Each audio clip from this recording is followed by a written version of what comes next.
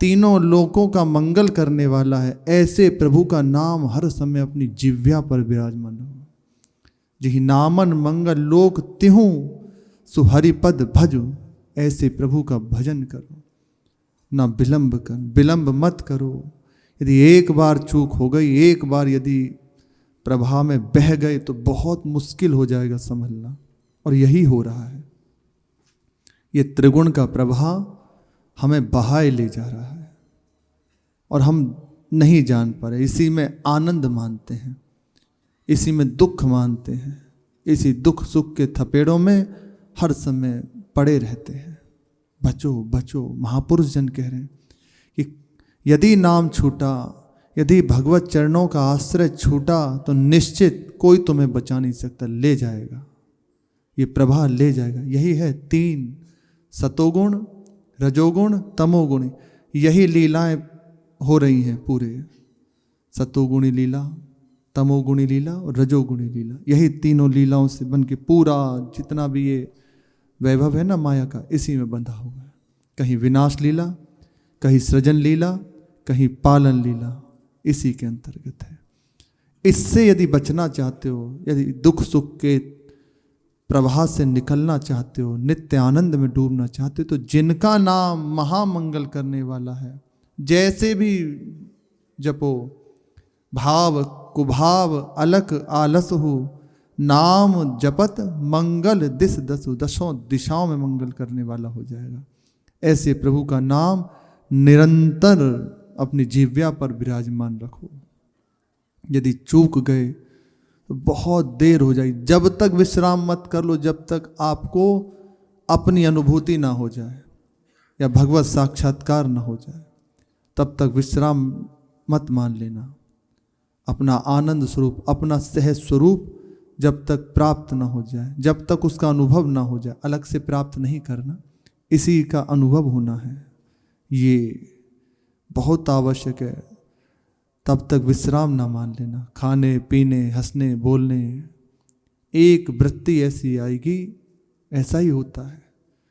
कई बार जैसे वार्ता हुई, अपने हृदय को देखो तो एक क्षण में तो अभी बहुत आनंद में, और एक क्षण में लगता है सब खत्म। ये तब तक चलता रहेगा जब तक आपको प्रेम मार्ग के पथ के प्रभु की प्राप्ति नहीं हो जाती या आत्मस्वरूप अपना अनुभव नहीं हो जाता, तब तक ये प्रवाह नहीं रुक सकता, ये चलता रहेगा। इससे बचने का एक ही उपाय, नाम न छूटने पावे, हर समय जिह्वा पर नाम विराजमान रहे। जैसी भी अवस्था है, कुछ भी हो, नाम न छोड़ना। बस खास बात इतनी है। जिनका नाम तीनों लोकों का मंगल करने वाला है, ऐसे प्रभु का नाम हर समय जिह्वा पर विराजमान रहे। ये समस्त साधनों के सार की सार बात है। हम सुन लें, पढ़ लें, गुन लें, कह लें, पर यहीं आना पड़ेगा। प्रातःकाल के सत्संग में था, बहुत प्रवचन करने वाले, बहुत सुनने वाले, उन्हें ये अनुभूति नहीं होती। जो हार के निरंतर नाम में लग गए हैं, वह जान जाएंगे, वह इस प्रपंच प्रवाह से निकल जाएंगे। अरे बहुत प्रचंड है। महाप्रभु कह रहे हैं, सदानंदम वृंदा वन नवलता मंदिर वरे। ऐसा लगता है किसी दिव्य भाव का वर्णन कर रहे हैं। स्वमंदहे कंदर्पोन मदरति कला कौतुक रसम। ऐसे युगल सरकार रस में डूबे हुए कौतुकी।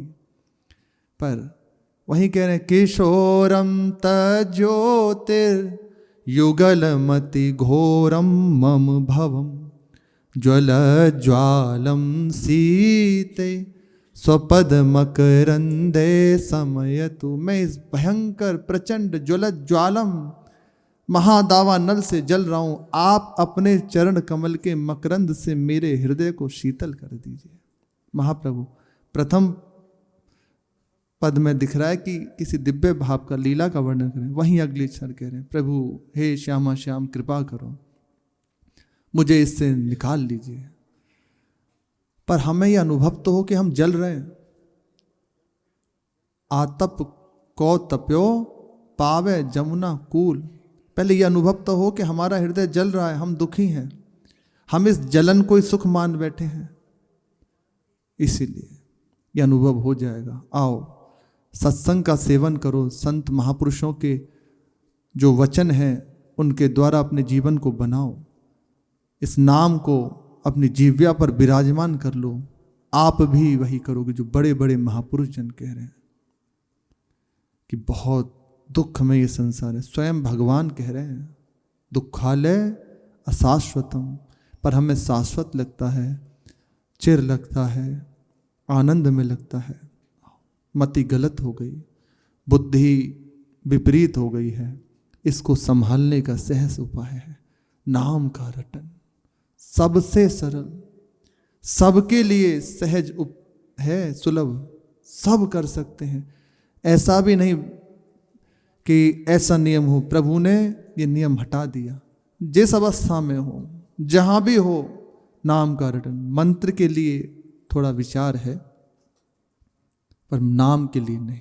राधा राधा राधा हर अवस्था में, हर जगह कह सकते हो, हर जगह बोल सकते हो। इसी से, इस प्रभा से बच सकते हो। जिहि नामन मंगल लोक तिहूँ, सो हरिपद भजु न विलम्ब कर। देर मत करो, यदि अब विलम्ब हो गया तो पता नहीं कितना समय बीत जाएगा और निकलना बड़ा मुश्किल हो जाएगा। इसलिए सावधान हो जाओ। नाम का रटन। प्रसंग चल रहा है, श्री मीरा जी, उनकी दासियों ने कहा कि आप चलिए यहाँ से, अपने मेरते जाकर रहेंगे, यहाँ सब आपको दुख देते हैं, क्या आप किसी का अहित करती हैं, अब यहाँ नहीं रहेंगे, चलिए यहाँ से।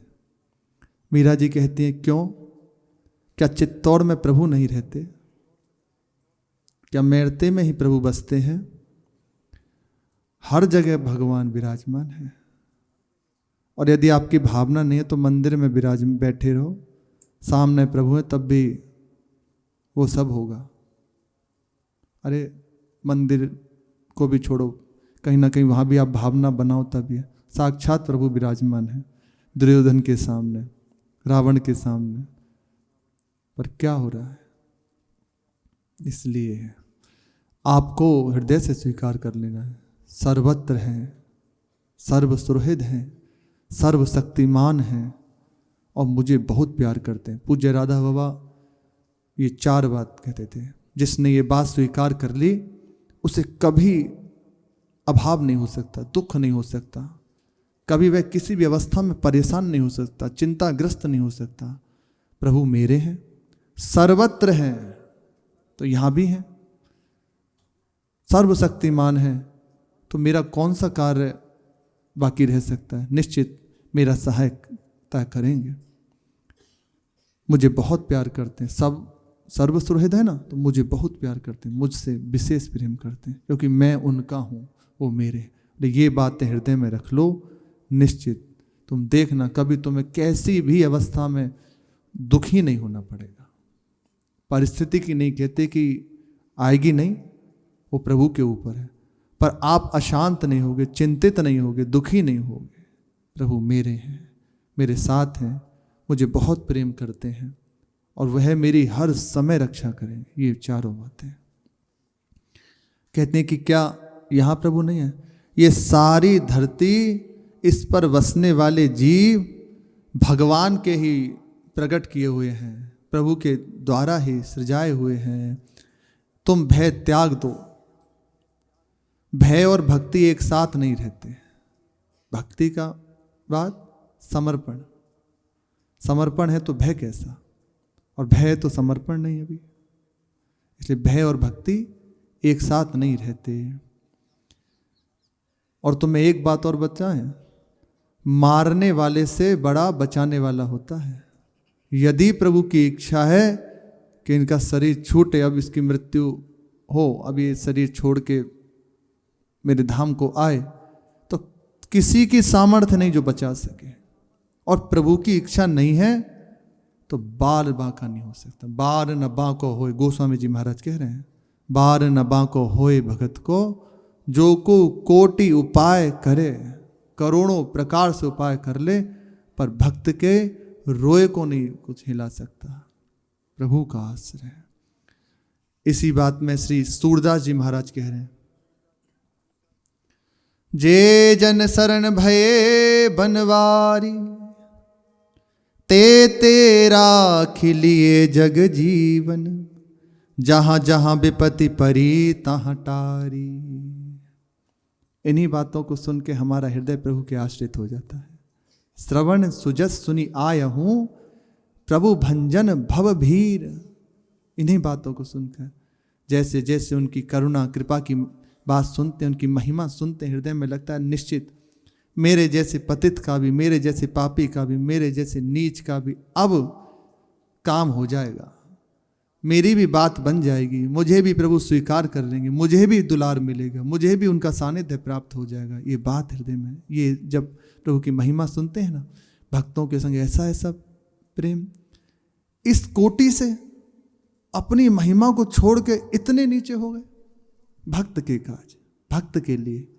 हृदय न्योछावर हो जाता है, बस अब नहीं, कोई और नहीं, दौड़ पड़ता है प्रभु की ओर। संकट ते प्रहलाद उधार्यो, हिरण्य कशिप उदर नख फारी, अंबर हरत द्रुपद तनया की, दुष्ट सभा मदिलाज संहारी।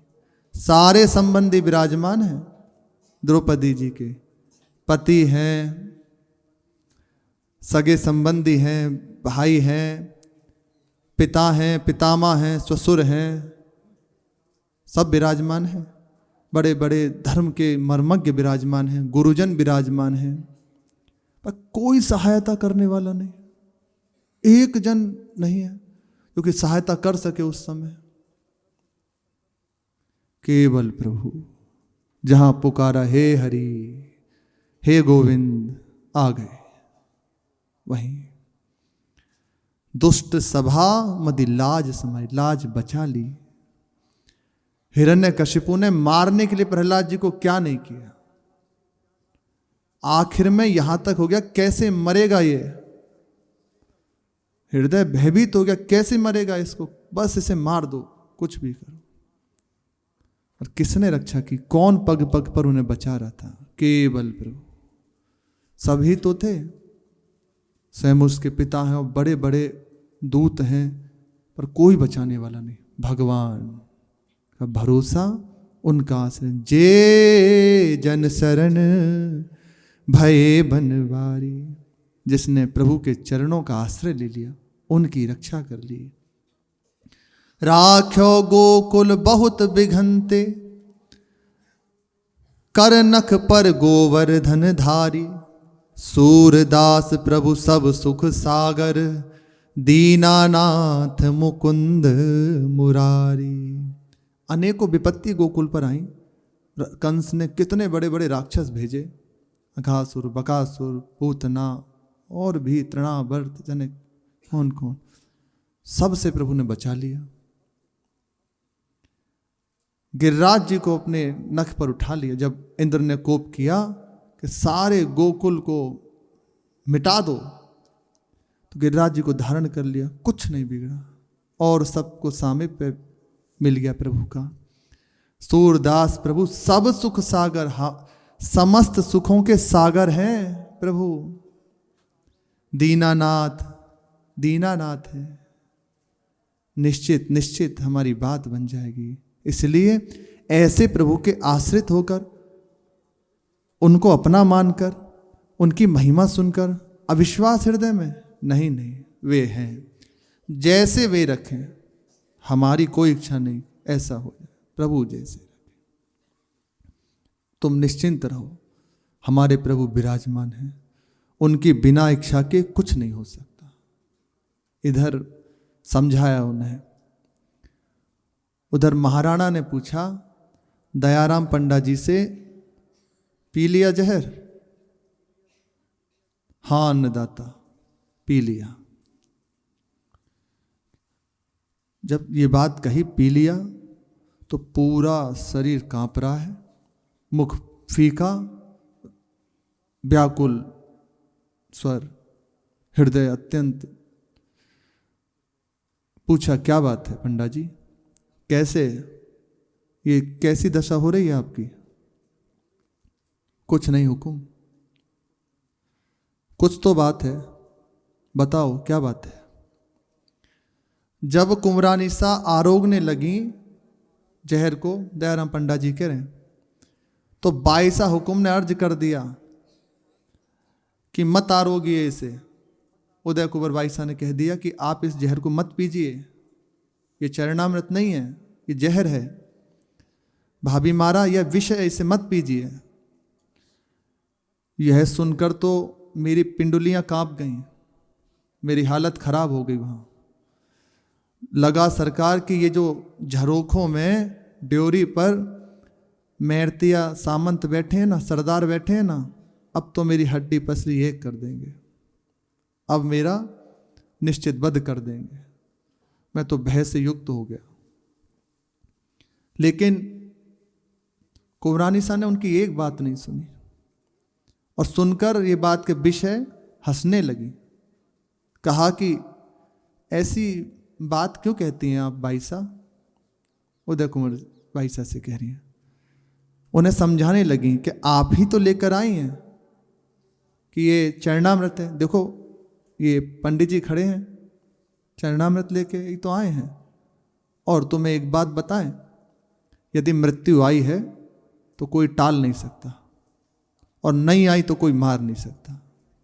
इतना कहा और कहते कहते पूरा कटोरा ऐसे मुख से लगा लिया, पूरा पान कर गई।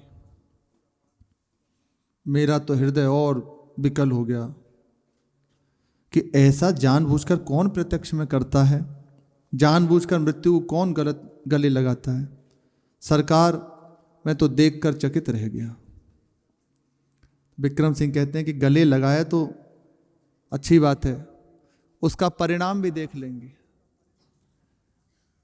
अब जाना भी पड़ेगा, बड़े घर जाना पड़ेगा।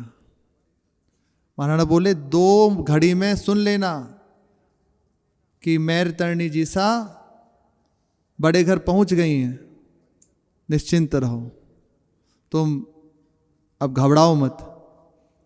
पर ये जीजा हुकुम को, बड़ी बहन को क्या हो गया कि वहां बोल पड़ी कि इसमें जहर है? ऐसा विचार करने लगे। उन्होंने कहा अब आज्ञा हो तो हम जाएं। हाँ जाओ, इस बात की कहीं चर्चा मत करना, ये बात यहीं रहने देना।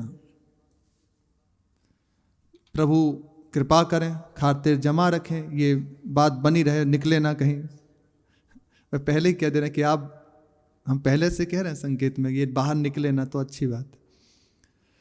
वह गए दयाराम पंडा जी। पीछे से उदय कुंवर बाईसा आए, सूखा मुंह है, पसीने भाल पर हैं, सांस बहुत तीव्र, लगता है जैसे धौंकनी चल रही हो। देखकर महाराणा अपना मनोरथ जाना कि पूर्ण हो गया। पूछा क्या हुआ जीजा, काम हो गया ना? उदय कुंवर बाईसा ने ऐसे सर हिला दिया कि नहीं हुआ। इतना सुनते ही आंखें फैल गईं विक्रम सिंह राणा की। हैं, भाभी मारा अभी जीवित है, मरी नहीं है। इतना विष पी लेने के बाद भी ना कुछ नहीं हुआ। कुछ देर तो उसकी मति काम नहीं करी, बैठा रहा।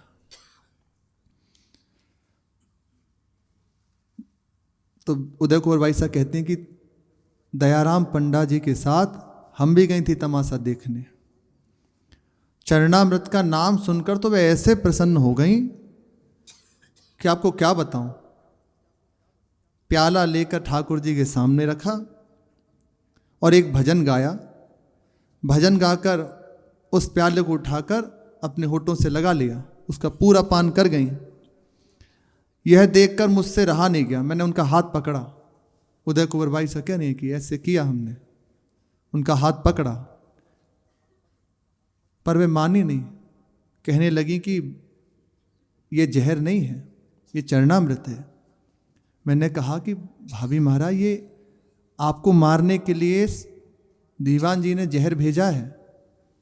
बोले नहीं नहीं, ये तो चरणामृत है और ये प्रभु को अब समर्पित हो गया। इतना कहते ही सहज में पी लिया जहर।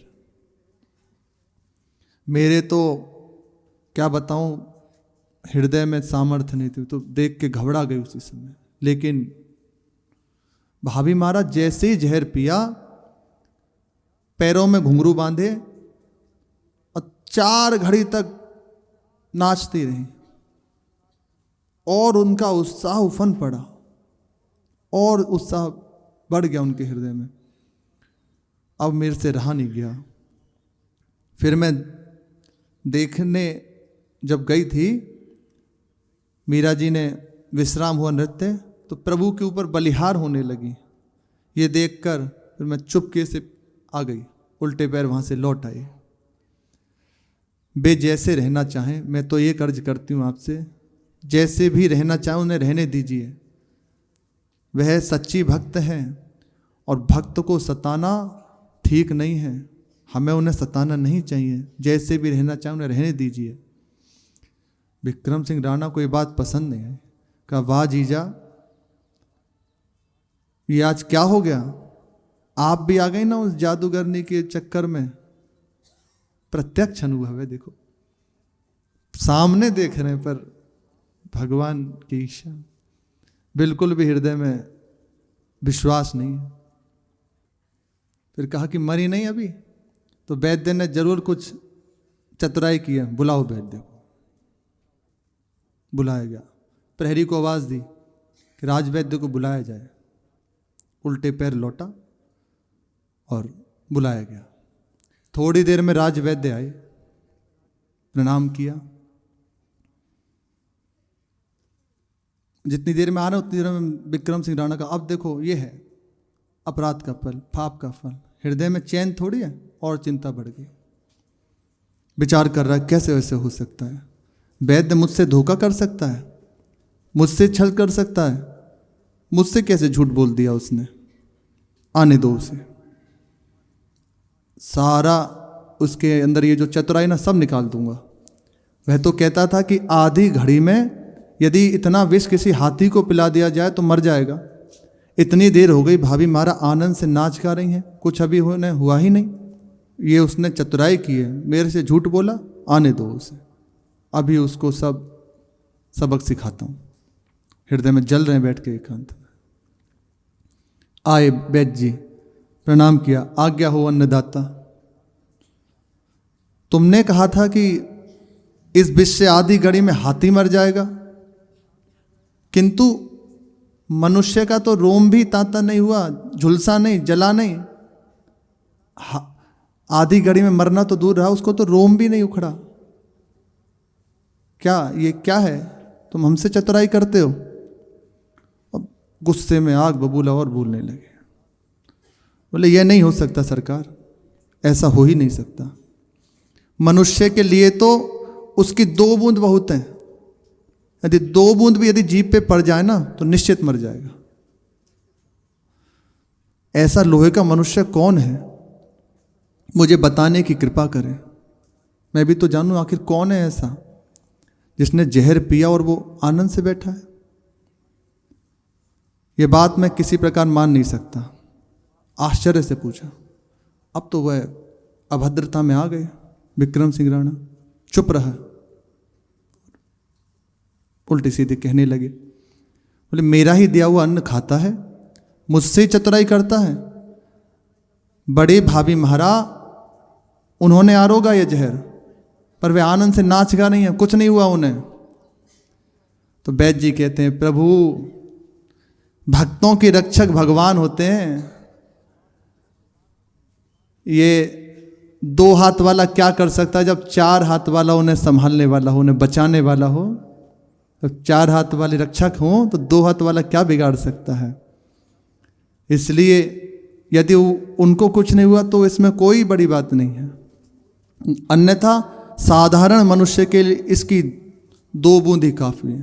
अब तो और कि अच्छा उनका पक्ष ले रहा है।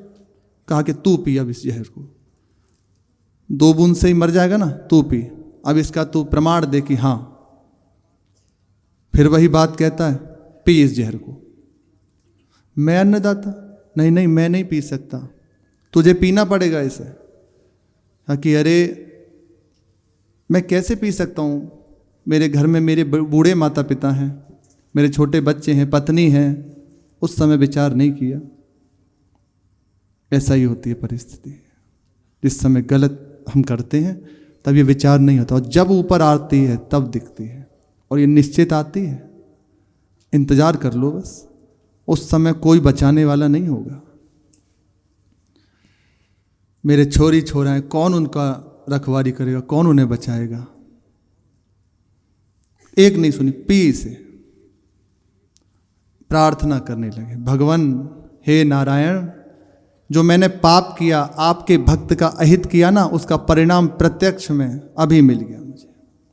अब ठीक ही कर रहे हैं आप, पर मैं इतना कहता हूँ कि आप मेरे परिवार की रक्षा करना, आप ही उनका निर्वाह करना। और इतना कहकर पी लिया। बस 2 बूंदें जीभ पर पड़ी, पड़ते ही थोड़ी देर में कटोरा हाथ से गिर गया और वह जमीन पर गिर पड़े।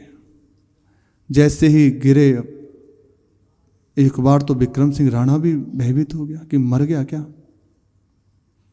उन्होंने खबर भेजी कि इसके परिवार वालों से कह दो ले जाए इसे उठाकर, ये मर गया। उदय कुंवर भाई साहब वहीं थी, वह चुपचाप पीछे से निकल दी और कहा उनसे, उनके परिवार वालों से कि ये ले जा रहे हैं, ले जाओ इन्हें। और अपनी दासी से कह दी जब ये जाए ना तो इनसे कह देना कि मीरा जी के समीप आ जाएं लेकर इन्हें, वह इनको जिला देंगे। ऐसा ही किया। इसकी शेष चर्चा आगे। श्री राधा वल्लभ लाल की जय।